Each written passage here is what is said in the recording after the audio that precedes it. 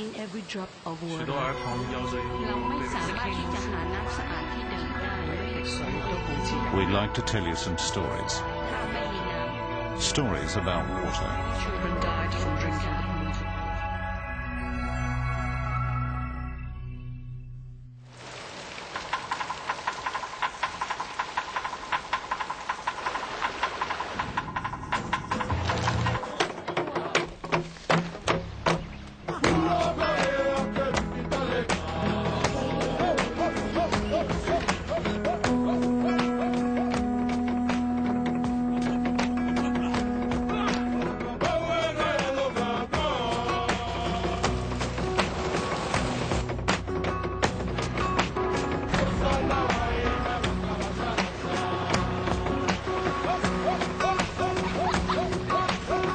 We had coral out there, just out there in the sea. But today there's no more coral there due to the constant flooding and because people cut off the trees beside the streams up the hills just to plant a lot more sugarcane, not thinking too much of what the future will hold for us. In Fiji today, there's a growing awareness that it's time to act to save the fragile environment. Like other island nations in the South Pacific, Fiji faces severe environmental problems related to water. Problems that threaten the well-being and way of life of the people and the future development of the country. There's plenty of water on this island. It gets a lot of rain, several thousand millimeters of rainfall in Suva. Most of the problems here is the management of water, the distribution of water and pollution. Agriculture is becoming quite intensive in parts of this island. Second, third generation sugarcane farms and very intensive use of chemicals and fertilizers. Most of the villages on this island are along river courses, and high rainfall means high turbidity, so getting good clean water is the problem.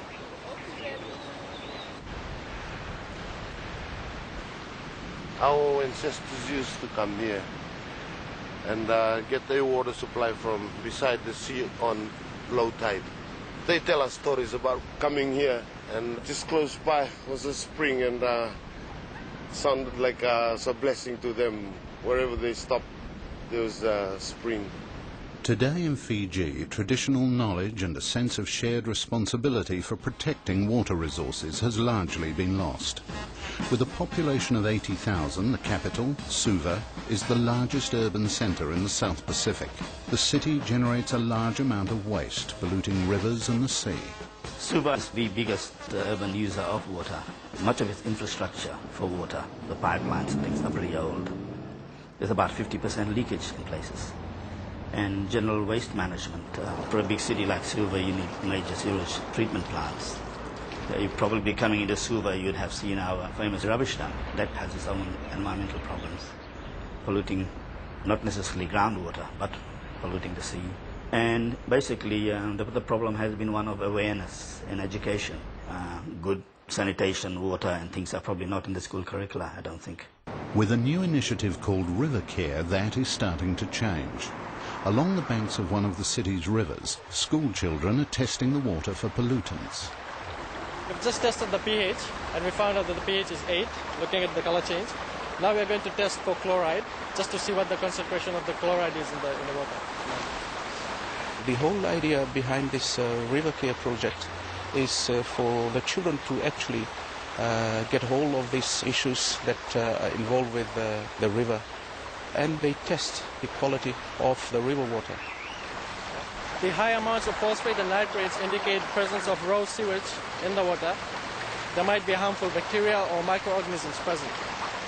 It's up to the students to take these test results back to the community so that they are aware of what their actions is actually doing to the river environment, and maybe in the future we can improve the quality of the water. The eat and throw idea of just eating a banana and throwing the rubbish anywhere is sort of attitude which we need to change in people. I strongly believe that there will be a time when this river will actually run clean as it was before.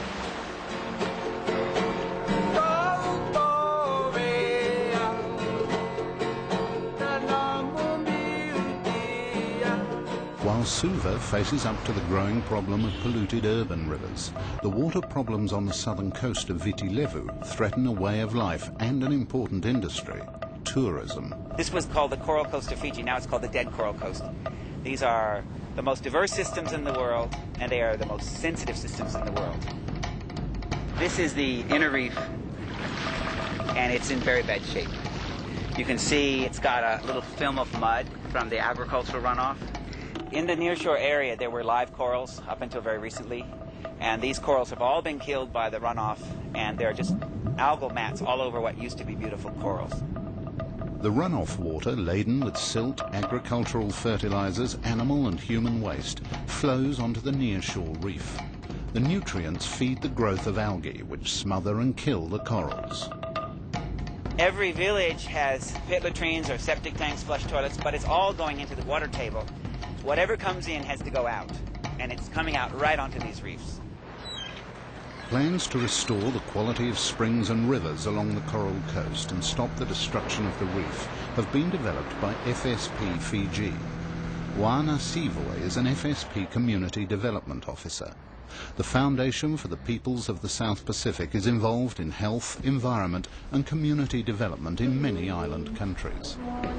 I've been working together with the community so that they can use their resources sustainably to live happily and a healthy life in future.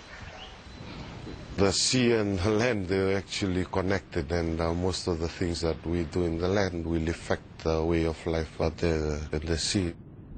FSP has come in to help us with the developments that are coming into the village. And we found out that most of the problems that are causing the depletion of our marine resources were land-based. Along the coast, situated among the 7 villages of the Duvu Tikina, is the Shangri-La Fijian Resort, one of the oldest and biggest on Viti Levu. Resorts like this have a major impact on the fragile ecology of the coast. They use more fresh water and generate more wastewater than all the villages around them. People come to Shangri-La's Fijian Resort because of the environment. And if the environment degenerates or we don't take care of the environment, obviously that will certainly have a negative impact on their experience. Most of the resorts in Fiji treat the sewage, but then they release it. So to release nutrient-rich water, whether from the laundry or whether from the treated sewage, to release it back into the environment is a bad idea because it causes just as much environmental damage. The fish population is fast disappearing. From a resort point of view, it wasn't a very nice guest experience to go out on a glass bottom boat and not see any fish at all. The resort came in offering work for the people in the district. They actually forgot about all the issues concerning our environment and trying to keep it in the best possible standard. To become a better neighbour to the villages around it, the resort has had to change the way it treats its waste. Basically, it involved us upgrading our sewage treatment plant, which we have done to the tune of $250,000. And it involved us going out into the villages in conjunction with the FSP people. A lot of the products or the services, if you like, that we require to run our business here come from the village communities immediately outside the resort. And without being able to work with the community in leasing Unutha Island, obviously we would not have a business here. Today is a very special day. We are going down to the Coral Coast, to the district of Suva. We are handing over this project, the Waimbulambula or Living Water, to the Shangri-La Hotel. We work together to set up the artificial wetland. This wetland project is the first result of a unique partnership between the resort, local villages, FSP and government. The project is designed to address the hotel's negative impact on the reefs and river mouth and change the way people think about managing wastewater. Waimbulambula means living waters. This is an artificial wetlands treatment system whereby plants are being used to treat wastewaters to a higher quality. Plants consume nutrients such as nitrates and phosphates naturally. The water hyacinth is the most common plant in the wetlands. Our water hyacinth is used for handicraft, and there's other species in there such as kuta, which is used to prepare kuta mats. These are prized mats, and very hard to find today. This wetland system basically consists of 3 lakes. The wastewater from the sewage treatment is pumped to the first lake, and water flows naturally under the influence of gravity into the second, and from the second into the third. It's known to remove nutrients of up to 75%. There are a number of resorts, industries in the private sector, or even communities, or interested individuals that could use wetlands to treat wastewater. It has a lot of potential. Before the construction of the artificial wetlands, the resort would remove the solid waste, but the waste water would be released into the river channels flowing to the reef or pumped onto the golf course. Because of the highly porous soils, this nutrient-rich water quickly leached onto the reef. In this fragile island environment, the proper treatment of wastewater is an endless daily cycle. Bedsheet, towel, uniform, they're all different washing formula, isn't there? A different program. That water is taken out to the sewage. Then it's treated from there, then goes to the lake. If it's heavy rain or whatever, then the overflow goes in here. That goes into the river. This is the sewage plant where the sewage is coming from the hotel. The sludge rotates in this tank here. Then we push it to the second tank. After 7 days, we push this sludge to the drying bed. After 10 days, it's ready to dispose. We fill this in the plastic bags, and it will be taken by the garbage truck. More remains to be done to reduce the resort's impact on the environment, but the Waibulabula Living Waters project is a promising start and has gone a long way to improve relations with nearby communities. There was a lot of difficulties and difference between the hotel and the community before. So we came together, the community and the hotel. We have actually started something that will help better our living standards in the Pacific. We see the potential of what we eat, what we drink in every day, what we see, what we breathe. We educate the villages and we make it clear to them. This is where we are. And once it's clear to especially the elders and they see it, they will think about the future of the generation.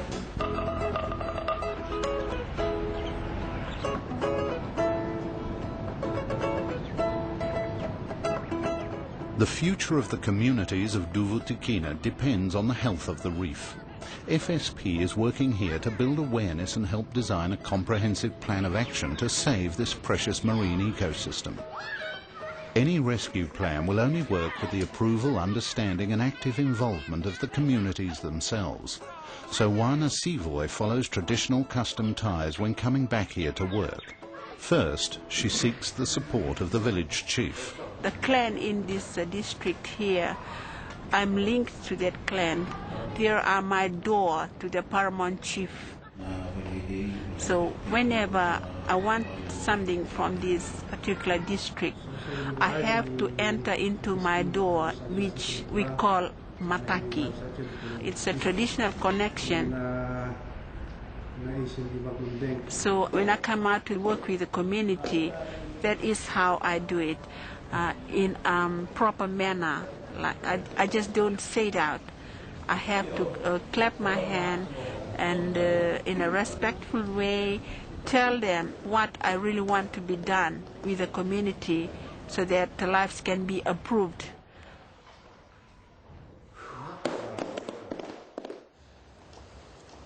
We've noticed some changes in the marine life caused by the water that came out from the laundry and the sewage plant, polluted water that had been drained out into the sea.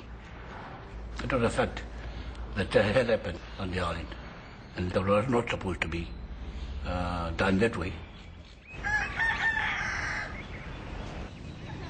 As Secretary of the Duvu District Environment Committee, Nepote Senekal has supported the FSP initiatives from the beginning, working to avert the destruction of the reef at his doorstep and to develop a clean and reliable water supply system for their village. The population is growing. There are more children in the village now, and Nepote knows they must act to protect their future. Restoring and protecting local freshwater springs from pollution and erosion is a priority.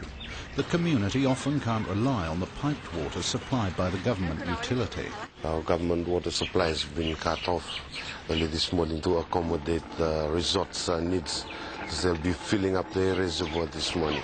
I need all the mummy and dirty players in the pool now! The resort will use a lot more water, and they pay a lot more for it. So the government usually will think of having to accommodate the hotel first and the communities later. So we use our local reservoir that we have. We actually have a spring that we've built a house on, and we managed to collect water from the spring. The problems of the reef start from the hills above the coast. Heavy rains wash the soil laced with chemical fertilizers into rivers and down into the sea. As soon as we go up the top, we'll be able to see the whole area that's covered with sugarcane. Sugarcane was introduced into the country. The whole place was covered with forests, like we have mango trees and a lot of native fruits out there. But they cut them down and they planted sugarcane. Forests were cleared to make way for the vast sugarcane farms developed during British rule. Sugarcane has been an important sector of Fiji's economy ever since. Most of the soil that we have in our farms are going out into the sea if we don't follow up on the rules and regulations the government has given us, and plant a lot more bigger trees on the riverside so that they'll be able to hold the soil. This changing up is almost 45 degrees. It's not the proper way of farming. All the fertilizer is going to come right down to this river, straight down. For a couple of years now, they've been using more fertilizer. They just want to make how many thousands of tons, and they want more quality of cane. To reduce soil erosion, villagers are planting trees on the slopes of the watershed above the coral coast. FSP call their program From Ridge to Reef. Communities are encouraged to take a comprehensive approach to managing their environment. The objective, save the reef and protect village water sources. We got some really good mahogany plants that we got from the seeds of the big tree, so that we can plant it all over this place, so that the water can stay cool all the time. So the trees that grown up can protect the water.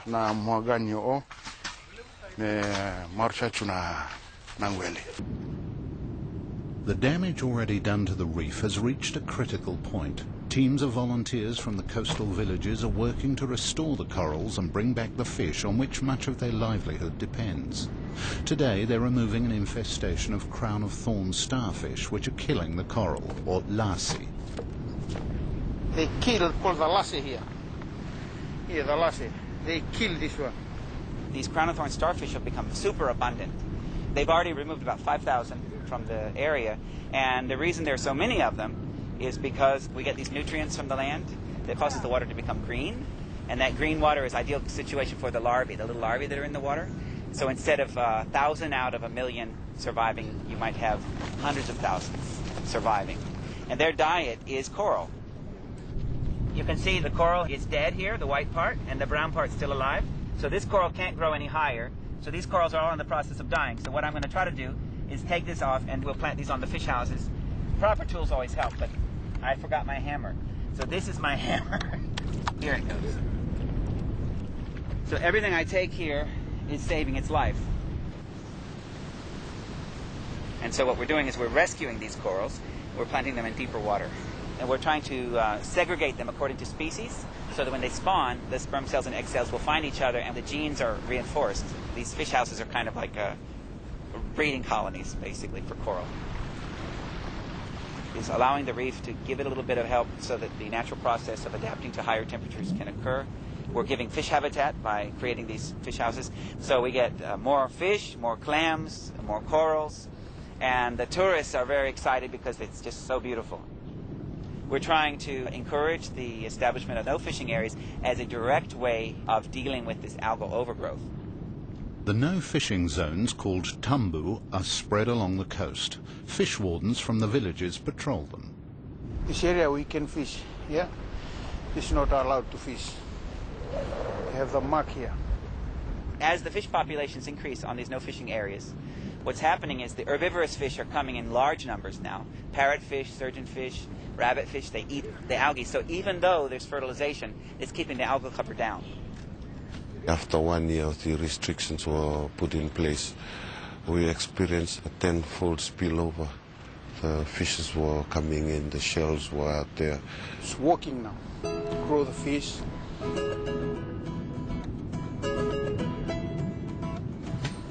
Villagers are also replanting the once abundant mangrove trees which protect the reef.